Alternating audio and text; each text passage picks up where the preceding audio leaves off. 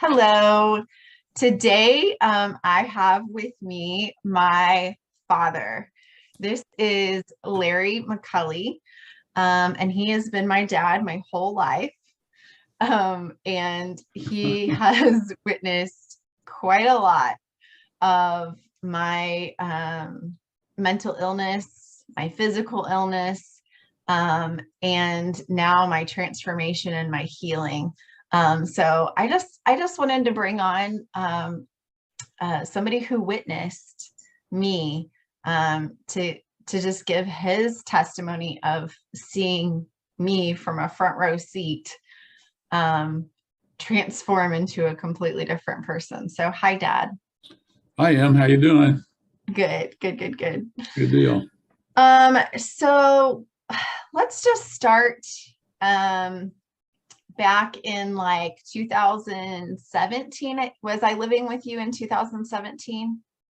Yeah, I think you had moved around that time, and then I forgot what the events led up to that. But yeah, you started staying with me for a little while, and you were still working as a therapist in Farmington. And you were doing like insurance work, you were doing hourly work at an office, and you were, working consistently, but not every day. So you'd have some bad days, and you know. I mean, when you're living with somebody, you're not sure of all their, consequences or their health consequences. And I observed you as kind of getting tired. You weren't really, like 100%. You were tired and uh, quite irritable. Yeah, I remember you saying that. I remember you saying not then, but now you're like, wow, you're so much less irritable. Yeah, you were easily upset, and not by me. You always gave me space, but you were upset by circumstances. Uh, I felt like that you had a really tough row to hoe, as they'd say in South Missouri. Uh, but uh, and we, as a family, got along really well together. You weren't like psychotic or anything. You were hurting, and as we found out later, you had a lot of conditions that were really severe, and you were dealing with them. Do you remember whenever we would go out to eat, how like the music would be playing and like I would not be able to even have a conversation with you because I was just like so irritated by the people talking at the other tables and everything. Yeah, well, we try to eat at home a lot, but going out was always a treat.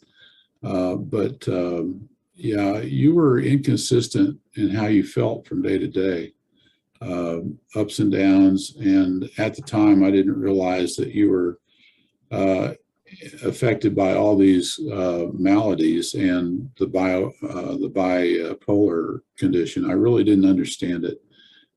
So even though I had been around mentally ill people for 20 years in my businesses, I didn't really understand your condition as being that severe. You were just my daughter, and we were working through whatever problems day to day we had. uh, but yeah, and I mean, looking back on it, I was not very aware of what you were actually experiencing, and I guess you've learned over the time that you could add a whole list of things that you actually were suffering, and that, well, now you've overcome. Yeah. Um, So also you witnessed the medications that I was on. Well, that disturbed me a lot. You know, as time went on and I found out more about your specific medications, you know, I felt like that the doctors had were over medicating you, and I mean, you went to more than one doctor, and is it the case that they kind of piled on, you know, the medications? I mean, I don't want to accuse anybody of malpractice, but it didn't seem reasonable to me to you know, combine so many medications. No, I was usually only seeing one psychiatrist at a time. I did see multiple psychiatrists, but I only saw one psychiatrist at a time. So I wasn't like taking some meds from this doctor and some meds from this doctor, but it was a lot. And then I know that you witnessed whenever they got my meds wrong, whenever they Yeah, yeah, I think that was a bad day. It took a week to get your meds ordered or yeah, delivered, and you were suffering. I mean, you were suffering severely just because. What was the name of the med that I forgot? Adderall. Adderall. Yeah, and you were suffering Because severely because. I was on so much Adderall that whenever they got my script, it got sent to the wrong pharmacy or didn't get in the mail or something. And so I was without Adderall for 5 days.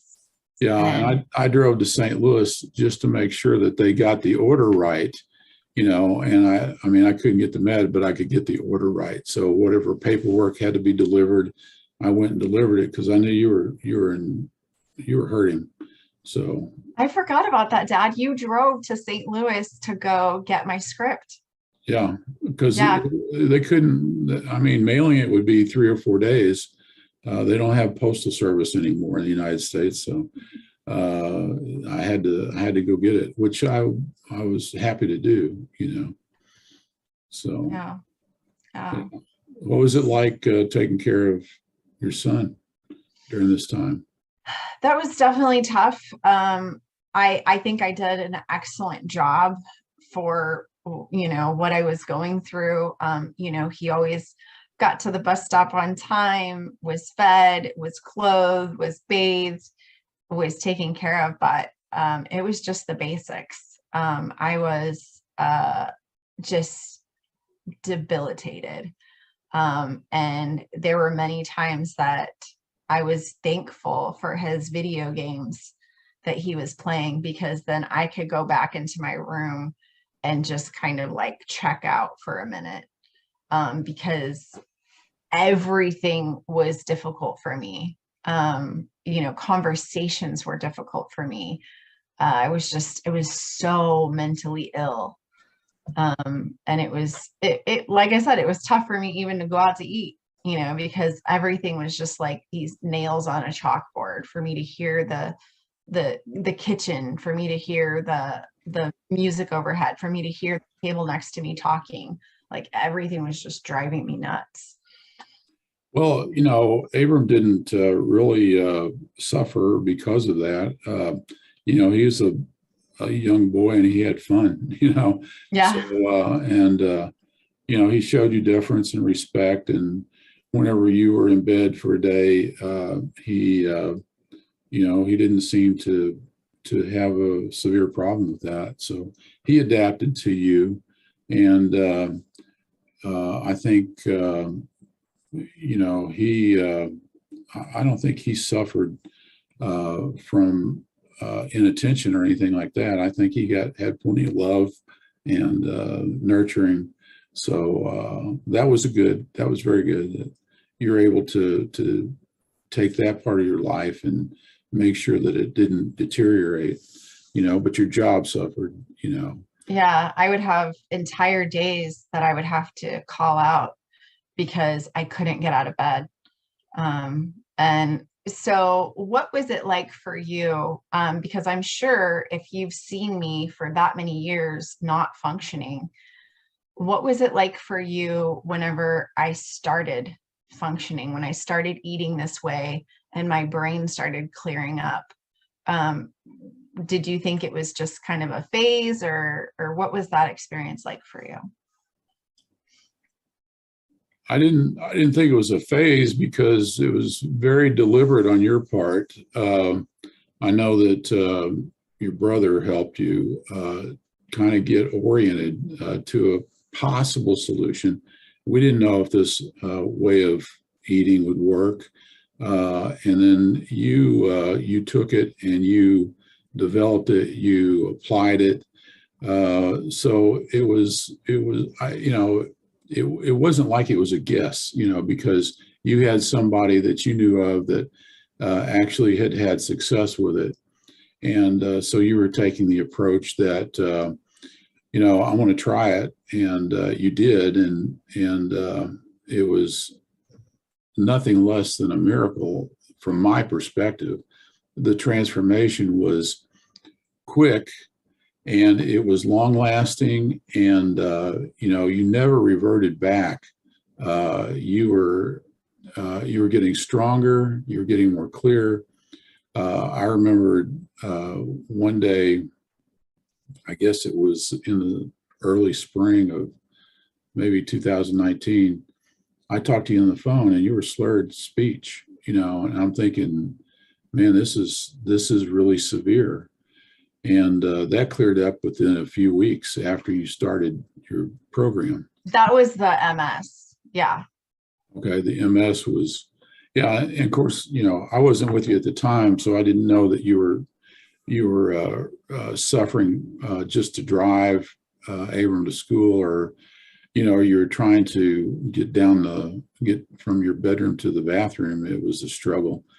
I had no idea that you were going through all that. So yeah, I mean, we had a conversation, but I didn't fully understand how severe the MS was, and the neurology that you were trying to get back and gain control. I remember calling you, and I was like crying because I was laying there and my hands would just like close up, like all on their own. And I'm like, Dad, I'm like, what's going on? My hands are just like closing up, like all on their own. And at that point we were, researching MS and trying to figure out supplements and all sorts of stuff.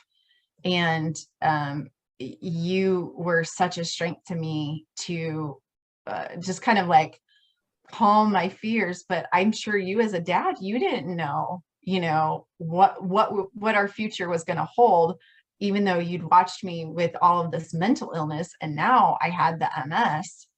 It was quite scary. So thank you for all the research that you did. I appreciate that. Yeah, well, the research is like natural for me to do, but also I was praying. So this is so severe that you do not take your eye off the ball. Every day you've got to be faithful to pray, faithful to research, do everything you can to help your daughter regain her health. And you were remote at the time, so I didn't really. We couldn't have an in-person visit at the time, but we had some phone conversations that were productive, and then you did, experiment with what I, came up with, so, I mean, you were very diligent in getting out of that hole. Yeah. Yeah. So once I did move back to Missouri, and you were seeing me firsthand, and I went back to work full time, and you were talking to me, what was that experience like for you, seeing me be able to hold a conversation and hold eye contact? Well, okay, so the word's not skeptical, the word is cautious. I was cautious that you might have a relapse, that you may need some kind of better help.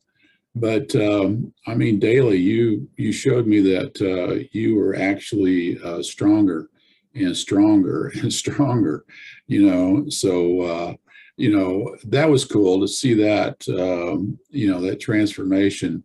And then of course you never went back to losing a day of work or losing anything, because before you might lose a day, maybe 2 days a week of work because of your condition. And now at this time you were like faithful to be able to challenge every day. So that was astounding to see that. It was truly a transformation in such a short amount of time. It's just totally amazing. That's awesome. And so you also got to witness a little bit of my career with coaching. And now you get to see me on Saturdays whenever I do the Saturday food support group. But what was that like for you, getting to see me work with people? Yeah. So, you were coaching, you were with an organization that, did some minor coaching, but as having a therapist background, you knew how to do a much broader treatment for people. And but now that you're in the private coaching area, you're able to basically take the whole view of the person, and not just a narrow insurance view, where you can only do certain things because insurance will pay for it. You can take on the whole person. And we've seen a lot of transformations of the people you've been coaching. And I mean, at the beginning it was like, oh, this is cool, this person's been helped. You talk to them for an hour, half an hour, whatever the session was. But now you're taking them through a whole 8-week program where they can actually get their own transformation. I mean, it's so amazing that you can take what you've learned and coach somebody to help themselves experiment in the right direction, because there's so many variables, but there's a path that that works. And it's to see it is astounding as a father, and it's great. I know that you're enjoying it. I really am. I'm enjoying this more than I did private practice, because the private practice was just kind of like the same old, like, we keep having the same conversations. They keep having the same problems. We're just on this hamster wheel.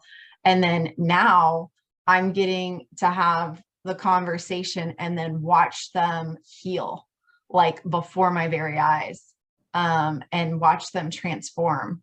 And so that actual change is so fun to watch and to witness and be a part of.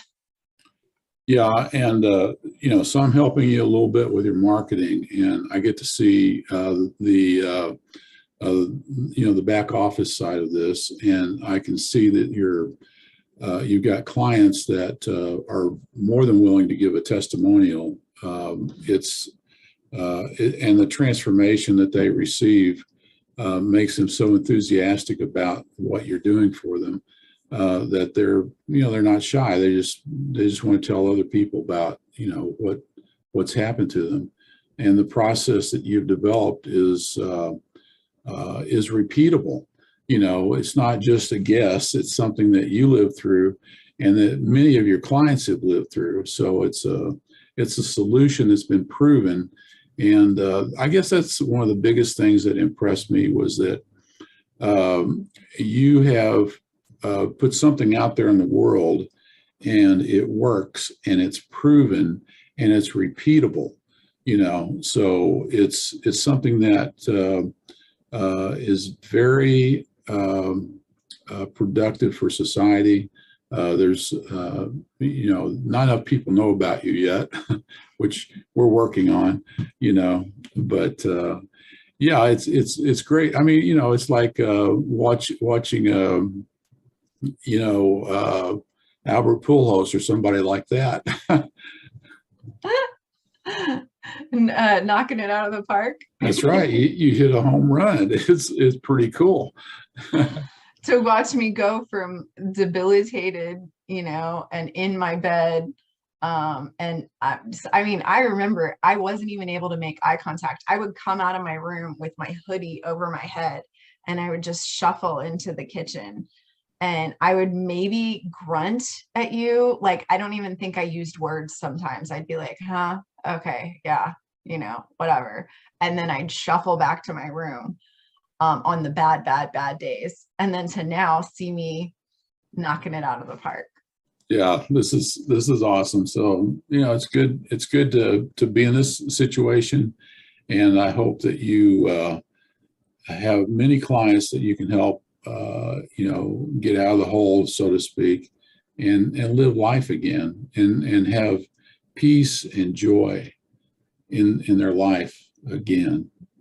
Yes, absolutely. Well, thank you so much for being with me in the trenches, for witnessing the worst part. And thank you for believing in me along the way and really supporting me now, even with the things that I'm not good at, like the marketing.